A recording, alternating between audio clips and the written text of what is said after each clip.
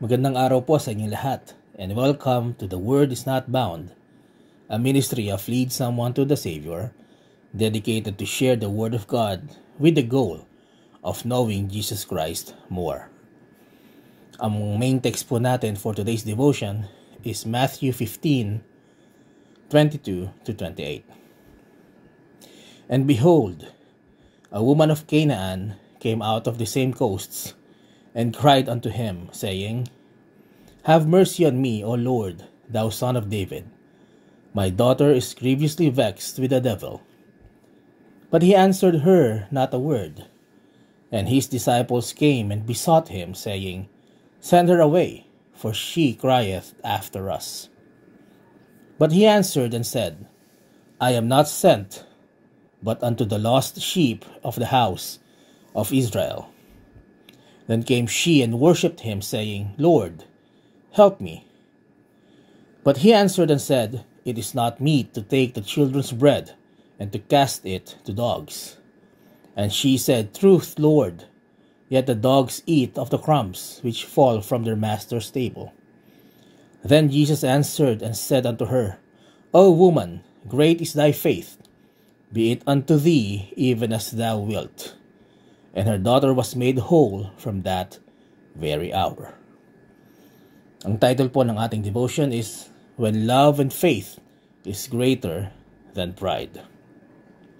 Just imagine the passage na binasa po natin. Jesus ignoring and eventually refusing to help someone who badly needs help.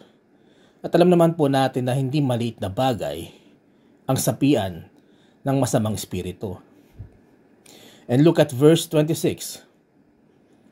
Jesus indirectly compares Israel to a child and the Gentiles to a dog. Kung ito pong comment na ito ng ating Panginoong Jesucristo ay ipopost niya ngayon sa Facebook, Instagram, or sa iba pang social media platforms, I'm sure a lot of us, Christians, will condemn it. Sasabihin natin na ito ay offensive, hindi mapagmahal na comment, not very Christian-like. Yes, this passage paints Jesus that is very far from the Jesus most Christians know. Alam natin, ang ating Panginoong Jesucristo ay loving, mabait, malambot ang puso, compassionate. Yes, lahat po ng yan ay traits ng ating Panginoon. Pero hindi po yan ang lahat ng traits ng ating Panginoong Jesucristo. And we can talk more about that kung loloobin po ng Panginoon in our future devotions. But now, it begs the question, why would Jesus refuse to hear or help the Canaanite woman? I personally believe that Jesus did this as a form of a test. Number one, a test of faith for the woman. Napansin niyo po ba na tatlong paraan ang ginawa ng ating Panginoon kung paano siya nag-respond dun sa paghingi ng tulong ng babae? At sa tatlong paraan na po iyon, let us note how the woman responded. Sabi po sa verse 23, the woman asked for help at hindi po siya pinansin ng ating Panginoon. In fact, our Lord Jesus Christ kept quiet. At ano po ang ginawa ng babae? He turned to the disciples at humingi po siya ng tulong sa kanila. Verse 24 says that Jesus declared that He was sent to the lost sheep of Israel, which is true naman po at that time. And ano nga po ang naging response ng babae? Sabi po rito, she worshiped Him and asked again for help. The third time, and maybe ito po yung pinakamatinding sagot ng ating Panginoong Kristo. Sinabi po ng ating Panginoon, it is not right to give the children's bread, referring to Jesus being given to the nation of Israel, to the dogs, referring to the Gentiles. At ano po ang naging sagot ng babae? Inacknowledge po niya ito. Sabi niya po, truth, Lord. Doon po sa ating binasa. At ginamit din po niya ang metaphor na ginamit ng ating Panginoon, no, kung saan sinabi po niya kahit po ang mga aso ay nakakakain ng pagkain na nalalaglag po mula sa mesa ng kanilang mga amo. Sabi po sa Hebrews 11:6, but without faith, it is impossible to please Him. For he that cometh to God must believe that He is, and that He is a rewarder of them that diligently seek Him. And I'm sure that Jesus was pleased with the woman's faith. Kaya nga po, sinagot po ng ating Panginoon ang kanyang prayer, ang kanyang kahilingan. At that very hour, gumaling po ang kanyang anak. And what can we learn from this? Sa mga panahon po na tayo po ay nananalangin para po sa isang bagay na gusto natin at ang Panginoon ay tahimik. Sa mga panahon na ang mga pinapanalangin po natin ay mas nangyayari po sa iba kaysa sa ating buhay. Sa mga panahon na ang sagot po ng ating Panginoon sa ating panalangin ay no or hindi.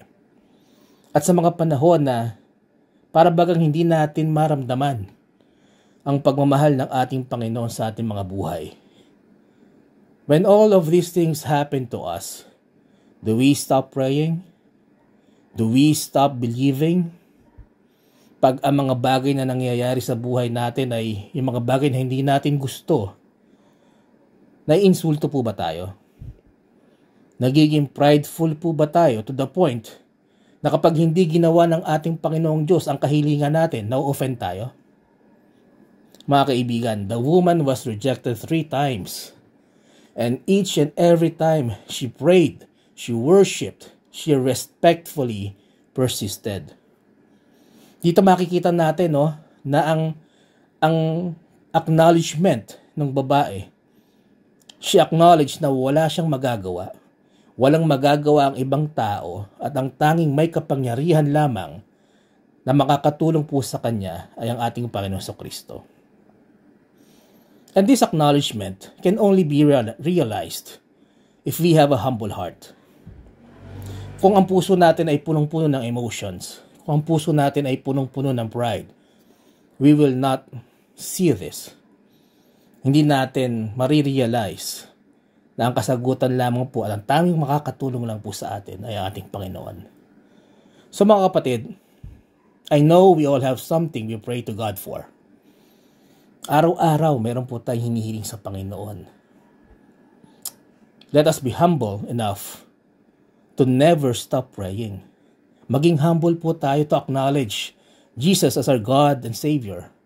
And with this wisdom, gamitin po natin ang wisdom na ito sa ating mga puso. Makiusap po tayo. Ipakiusap po natin ang ating mga heart's desires sa paanan po ng ating Panginoon. And who knows? If He finds us faithful, if it is according to His will, He may give us His favor and answer our prayers. And number 2, a test for Jesus' disciples. Sa verse 23 sa main text po natin, when Jesus was silent and the woman turned to the disciples, paano po sila nag-react? Siguro pwede natin sabihin na nainis sila kasi sila na mismo ang lumapit sa Panginoon. At nangahas po sila na siguro utusan or request sa ating Panginoon na siya na ang magpaalis dun sa babae. No? Hindi nga nila kayang paalisin yung babae sa sarili nila. Ni-request pa nila sa Panginoon na siya magpaalis sa babae. Anong klase mga disipulo ito? Hindi ba sila natuto? Hindi ba nila nalaman o wala ba sa isip nila kung sino ang ating Panginoong Kristo? Hindi ba tumatak sa isipan nila kung ano ang itinuturo ng ating Panginoon at ano ang ipinapakita ng ating Panginoon sa mga tao ng panahon na yon? O baka naman sila ay nilamon ng kanilang pride sapagkat ang mga disipulo po ng ating Panginoon ay mga Israelites. Siguro they thought that time that they are better than the Gentile woman who needs help. Iniisip nila, ay sino ba to? Isa naman tong hentil, no? Baka hindi siya deserving na matulungan ng ating Panginoon. Sadly, this mindset still happens to us in our time.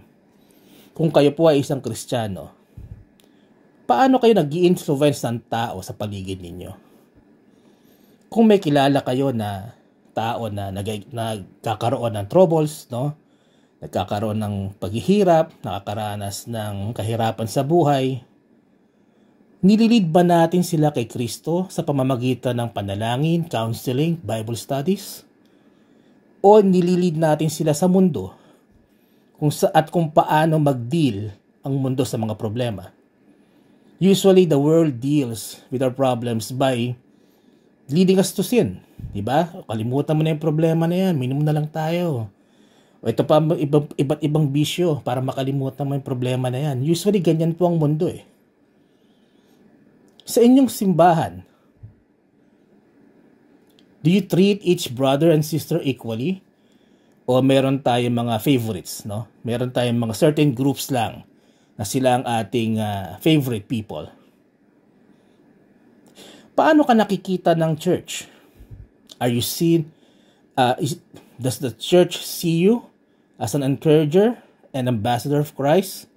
O baka isa kang katitisuran na nagdi-discourage sa mga Kristiyano maglingkod kay Kristo? In other words, are you a Christian that leads them to Christ? Or are you a Christian that leads them away from Christ?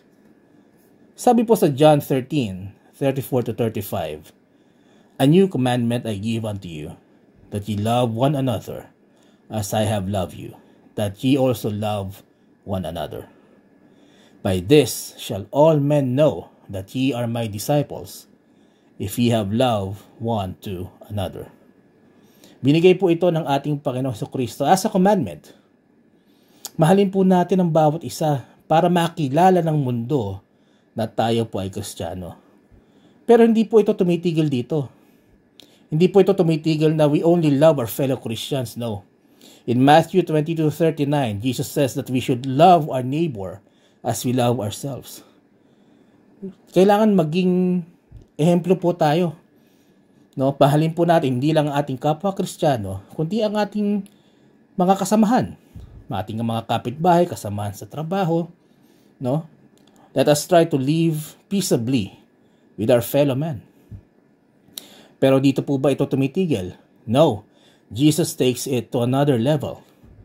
In Matthew 5:44, Jesus tells us to love our enemies. Napakadaling sabihin, napakahirap gawin. And what is the best way to love our fellow Christians? What is the best way to love our neighbors? And what is the best way to love our enemies? The best way to show them is to lead them to Jesus Christ. Sa mga kapatid, maging encourager po tayo na magkaroon po sila ng mas malalim na pananampalataya sa ating Panginoon. Sa ating mga neighbor, ating fellow man, sa ating mga kaaway. Tell them about Jesus for the salvation of their souls. That is how a Christian should love, with Christ at the center. Friends, Jesus at times tests our faith. May we all strive to pass this test and let us learn from the disciples in our main text today that we should love each other by bringing each other closer to Christ. Nawa po ay naging pagpapala ang ating devotion this afternoon. Muli, ito po ang The Word is Not Bound. Magandang hapon po.